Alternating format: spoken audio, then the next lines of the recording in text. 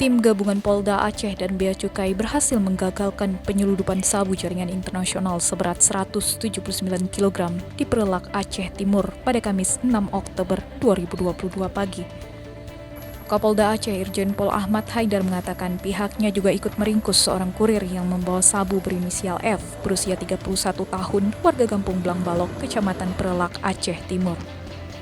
Dalam proses pengamanan, Kapolda menyebutkan F yang sudah menjadi target masuk ke Sungai Lege, Perelak, dan tim laut melakukan penyisiran dengan menyewa kapal nelayan.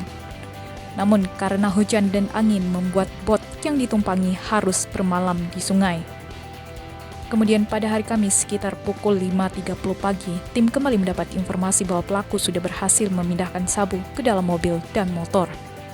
Berkat informasi itu, tim bergerak cepat hingga akhirnya berhasil meringkus F dan mengamankan barang bukti sabu yang dibawa sebanyak 4 buah karung goni warna putih dengan 3 buah tas biru berisi sabu seberat 179 kg.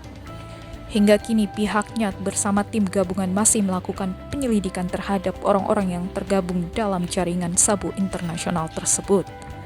Sementara itu, PLT Direktur Reserse Narkoba Polda Aceh Kombes Pol Wika Hardianto menyebutkan biasanya sabu tersebut akan dibawa ke wilayah PD.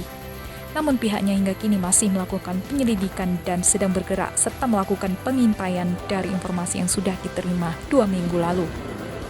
Wika juga menyebutkan pihaknya masih belum tahu apakah bandarnya berada di Malaysia atau di Indonesia lantaran bandar yang menjadi target tim tidak bergerak.